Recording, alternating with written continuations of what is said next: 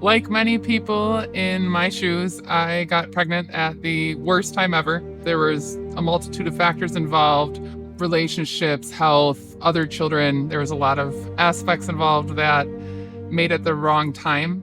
And I pretty much had everyone in my entire life pushing me to terminate the pregnancy. And they would tell me, it's the best thing for my other children. It was the best thing for me. I had one friend who lived across country even offered to fly in and drive me to a legal state as Roe versus Wade had just been overturned. And my parents, my friends, my therapist, my psychiatrist, everyone in my life was telling me that the right thing to do was to terminate my pregnancy. And I was really scared. There was a lack of support. The support was in me ending my pregnancy, not in, you can have this baby, we'll get through it, we'll figure it out. There was no support. So I went through a process online and I found a group of people that provided abortion pills to people in states who could not access them. And really all they asked was, how far along are you and where do we send them? They didn't educate me. They didn't ask me any follow-up questions. And I think it was about 12 weeks at the time. And they actually overnighted them to me and I got them. And the next day I had family over and my mom was just saying, you need to do this. This is what's important. The worst pressure that I think I had and the hardest pressure was from my partner, who really did not want to see that pregnancy evolve. That's a really hard thing, especially when you have other children together, is not having that support. I had my mom over that night and it was a couple days before Christmas and I made the decision, I'm just going to do it. And I, quick swallowed the pills, drank water, and I said, all right, well, it's done. There's no turning back now.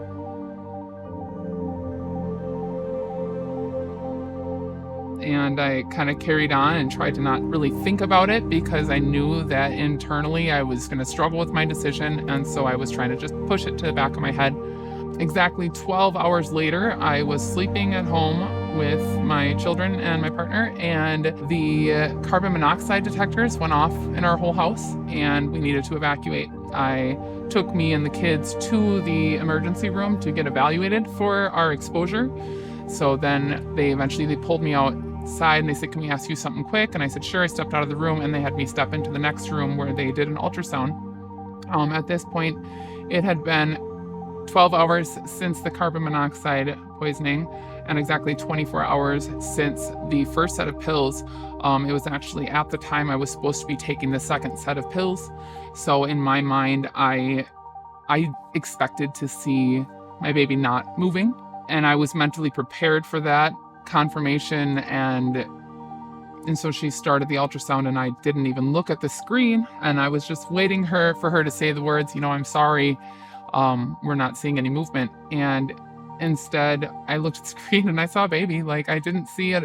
I didn't see an embryo. I saw a little miniature human being, my little miniature human being, my daughter's sister, my daughter.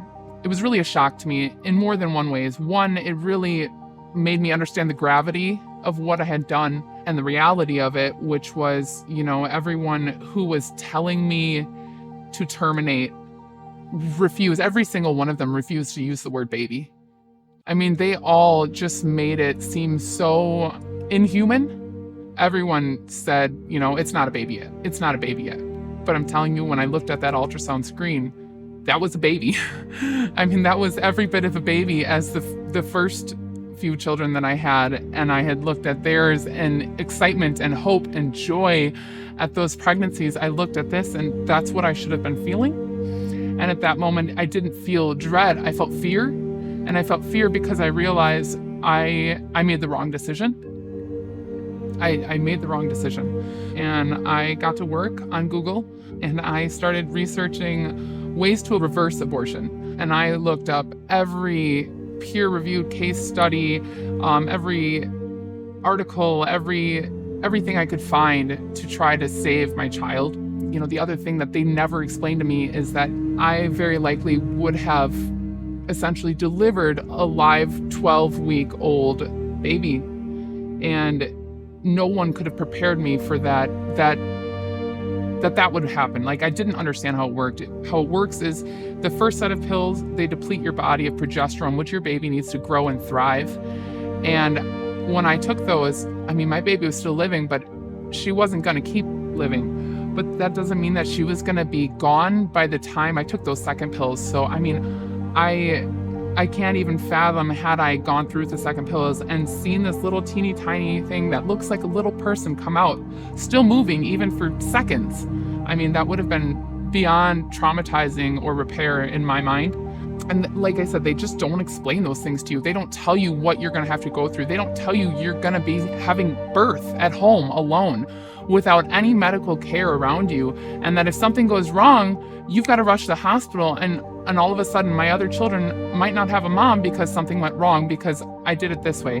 It was very scary. So I had done this research. I learned that progesterone was the main impact that I had caused by the first set of pills. I actually had a bottle of progesterone in my cupboard, and so I tried to figure out the dosage as best as I could and started taking that in an attempt to save my baby.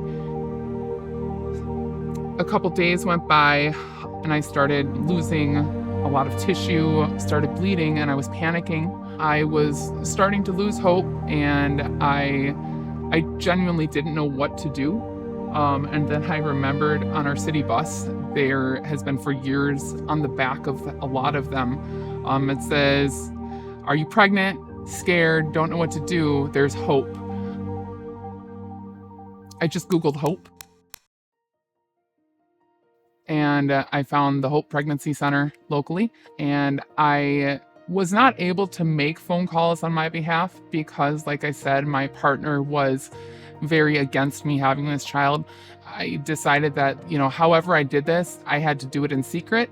I went to the Hope Place in person one day, brought my kids with me, and I just walked in and I explained to them what was going on. I explained my feelings, and I just told them, like, I gotta save my baby. Like, help me save my baby. I don't know what to do.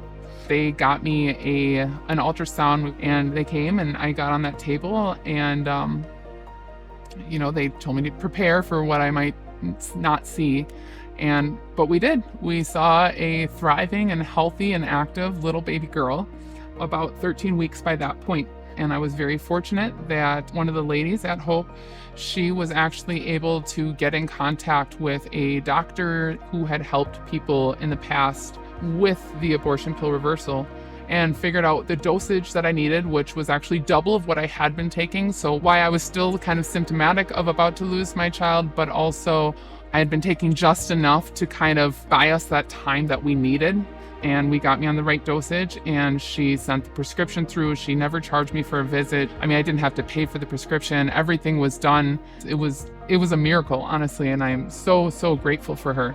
Through that, I was able to save my child, and that's truly the best thing I've ever done in my life.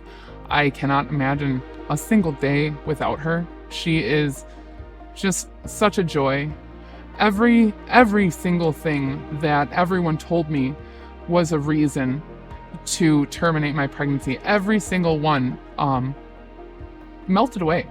I mean, when she was born, none of those things happened. The things that people, you won't be able to provide for your other kids. You won't be able to do this. I'm going to leave you. Every single thing that everyone told me was wrong. Even though he was so adamant that he was going to leave me, that he didn't support it. He loves our daughter. He is grateful every day. She loves him just as much as me. Lately, she's been going to bed snuggling him every night. Even though he didn't want it, he would say that I made the right decision too. And he also couldn't imagine a day without her, and he loves her tremendously. And now she just turned a year old, and she is absolutely phenomenal and brilliant and smart and beautiful and lively. And I just can only imagine what God has in store for her. There's not a day that goes by that I think I made the wrong decision in all of the efforts that I went through to save her. There's not always the right time to have a baby, especially when you're not expecting it. But you will never regret having that child. ever. Even when everyone that was supposed to be in my corner was telling me to do the opposite thing, I found complete strangers who told me what my heart needed to hear, and they helped me achieve it.